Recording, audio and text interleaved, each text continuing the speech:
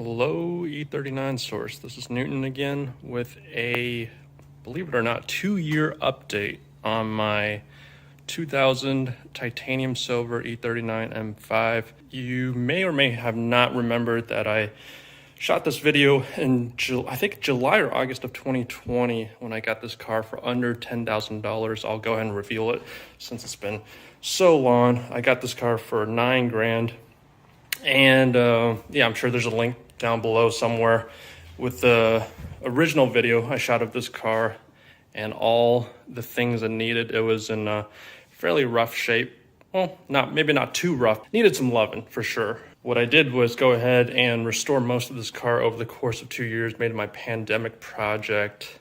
Now I decided to DIY most of everything this car needed right here in this garage. I'm sure if I dropped it off at Ryan's shop or something, it would have taken maybe a couple weeks to a couple months, but it took me 2 years. So today I'm going to go ahead and walk through and show you everything I did to this car: cosmetics, mechanicals, trim pieces, whatever, electricals. I'll kind of go over everything. And yeah, it took quite a bit, but it's finally, at this point, I would say it's mostly done, probably 97% done. Well, with these cars, you're never truly done. So yeah, let's go ahead and dig in and I'll show you what I did. All right, so first things first, I deliberated a little bit on whether or not to facelift this 2000 model E39. I feel like 10 years ago, it was the only option is to take a 2000 or pre-facelift E39 and then facelift it with the later headlights, the tail lights, steering wheels, whatnot. I decided to go ahead and keep this car a original 2000 pre-facelift. I wanted to kind of keep that style. I took this car to Radwood, and yeah, I'm at this point loving this sort of nostalgic 90s, almost E36-esque type of look. So I want to keep that. Decided to do the refresh on the new lenses. These are depots. I didn't know until recently that you can still buy the OEM lenses, super expensive. I think they're $500 each side, but these depots will work for now. Maybe I'll try a different aftermarket brand if the lettering bothers me a bit, but for now, I'm just happy that they look fresh. Got the bumper resprayed, front and rear bumpers, as well as the mirrors and the door handles. Did new fog lights, put some laminates on it. New chrome kidney grills. Don't know if I want to keep those, or I might get a set of gloss black ones as well. Over here, I decided to go ahead and refinish all 4 Style 65 wheels. These are OEM. Had them refinished by Einhorn Industries, Jed at Einhorn. Shout out for helping me out here. These are, I want to say they're a shade darker than the OEM Chrome Shadow, but I'm pretty happy with them on a silver car. They're pretty close, and yeah, I'm happy with them. Over here, let's see, what else have I done? I'm sure I'm going to forget things. The OEM mirror glass, yeah, that was too rich for my blood. I decided to just go ahead and get some aftermarket ones. These are, I believe, heated but not dimmed. All right, let's move on back here. Let's see, what do I have? New trunk lid spoiler. This one is aftermarket, not OEM. The original one had a lot of cracking. Clear coat had faded. But this aftermarket one is a slightly different shape. You have to be a real enthusiast to kind of catch that. Don't know if I'll keep this one. I'm sure at some point I might want to go extra OEM and put the original one back on after I get it resprayed.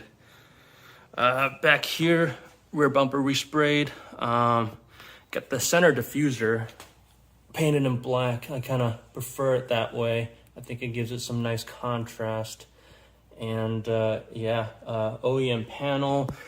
Decided to keep the pre-facelift taillights as well. I actually have a set of facelift taillights over there, but I don't know. I think it's kind of cool now in this day and age in 2022 to have that original look E39. I really enjoy it. Like I said, I took this car to Radwood, and yeah, I'm enjoying that aesthetic.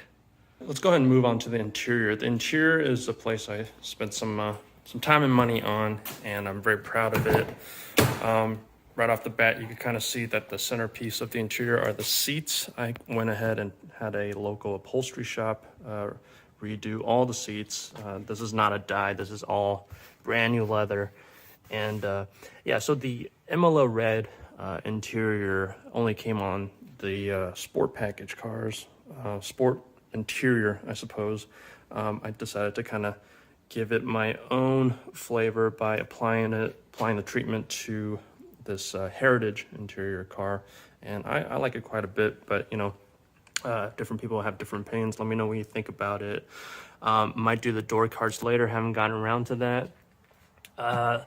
Let's see, so the steering wheel, I have kept the original one. I actually want to find a re-wrapped or refinished original pre-facelift style one, because I want to keep this car as 2000 as possible. But you will notice that I've had the 4x3 navigation screen replaced by the 16x9, just because the original 4x3 was failing, and they're really hard to find in good condition. So I decided to just replace that with the 16x9. This is the, what is this? This is a gray trim, not original to an M5. I think they came on 525s, 530s, but I had a 530 with this exact same trim, so it has nostalgic value to me. Over here, I have the Euro armrest. This one is custom stitched by, I believe his name is Day. Shout out to him. Love the magnet. This is a Trick Bits cup holder. I think it's ingenious, probably the best cup holders for these cars designed yet. And matching stitching, the Emila red boots, handbrake and shift boots. I believe this is a, I don't even remember where I found this. This is a Bimian shift knob and e-brake handle. This is a light up shift knob, actually. It's fairly rare. I haven't been able to find it. I think it's been discontinued for quite some time now. But yeah, so this interior has completely transformed. If you see the original video, this interior was kind of battered and bruised and needed some loving. Over here you'll see Alcantara headliner. This car did not come with an original Alcantara headliner. I was able to source one from a parts car. Unfortunately, a lot of the other pieces, such as the A-pillars, B-pillars, C-pillars, and the sunroof panels were damaged, and I wasn't able to salvage those. So this car still has the cloth pillars and the sunroof panels, as well as the sun visors, but it has an Alcantara roof headliner, and I think that's quite the upgrade. All right, over here I want to show you guys that I also replaced all the pixels. This car has no lights on the dash, and yeah, all the pixels repaired. That is the indicator of a healthy E39. Now I also know that I said I wanted to keep this car very 2000s, very true to the original, and you'll notice I do have the gray gauges, which this car came with. I want to say when I pulled the cluster out, the date code was 2001, which which meant that this car had the cluster replaced just 2 years into its life, which is pretty ridiculous that the pixels went out that early. Do I want to go back to the black gauges? I don't know. I like the fact that both my cars have gray gauges. I'm kind of torn on that. But for the time being, I'll keep it as is. And yeah, I want to keep this original steering wheel, but I do want to get it rewrapped or refurbished. Other things I've done to this interior, new M5 door sills. These puppies were not cheap, to say the least. Replaced the fronts, not the rears. The rears are even more expensive. I want to say they're like almost $300 each side. It's just a little too rich for my blood right now. Replace these outer seat panels. I think these make a huge difference if your seats are kind of creaking as you sit on them. Yeah, so that's a big upgrade. And then when I pulled the seats and most of the interior, I carpet extracted and cleaned the carpeting, and that made a huge difference as well. Here's a shot of the rear seats. parts of it, like right here and the centers obviously are all new leather. Headrests are original, haven't really touched them. It definitely feel a little bit harder than the brand new supple leather, but you know, I'm not gonna, this is a driver's car and this is not a concours show car, so I'm not gonna go the whole 9 yards, but I will get pretty close. One thing I want to show you guys is that this car, when I got it, came with none of the manuals and only one key that barely worked. The remote function didn't even work. I went ahead and got a aftermarket key and programmed it myself using an EWS programmer, as well as all the manuals, all the original promotional booklet, the higher DVD. Of course, you need that. I got this from Adam Bajrak, I believe it's pronounced, and another shout out to him. He provided a lot of parts for this car, so couldn't have restored this car without him. And yeah, look at that. That is just, I'm a sucker for this type of stuff. All right, let's move on to the mechanical portion of this car, which is the part that probably took me the longest, or if not at least the most amount of effort. This car, like I said, needed a lot of maintenance. When I got it, a lot of maintenance was deferred. I'm gonna try to remember off the top of my head as best as I could what all I did. Took off the intake plenum. This is a 2000 car, so it has the, I believe, aluminum plenum, not the plastic one. Had some vacuum hose leaks, had a evap purge valve that failed. Valve covers, I was able to replace the gaskets because those were leaking. ABS module needed a new one. I need a replacement there. I think I replaced some hoses. Up here, oh yeah, the thermostat was bad, so I had to replace that. The O-rings are a pain in the ass. I did not like those O-rings at all. Replaced some of the rubber mounts here. All the power steering hoses, pretty much all. I think three out of 4 of them were leaking. I replaced 3 of them. The 2 in the rear are a pain in the ass as well. Took off this entire front clip and hosed out the radiator. Had a lot of debris, had a lot of foliage, leaves back there. That heat shield, I suppose, is from, I believe his name is Kevin on the Facebook group. Shout out to the E39 M5 owners Facebook group. Great resource. A lot of those guys there helped me out a lot. Yeah, so the original firewall panel is pretty expensive at this point, so he was able to fabricate one out of aluminum, I think. Suspension wise, all control arms have been replaced at this point. I decided to keep the car on stock springs. I like the way they ride. I wish they were maybe half an inch to an inch lower, but it's not a big deal. I replaced the struts with Coney struts, and I personally love the way they feel. Thought about doing maybe coilovers, Bilstein PSS9s, I think, but you know what? I have a track car, and I want this car, I want my E39 to ride very, very comfortably.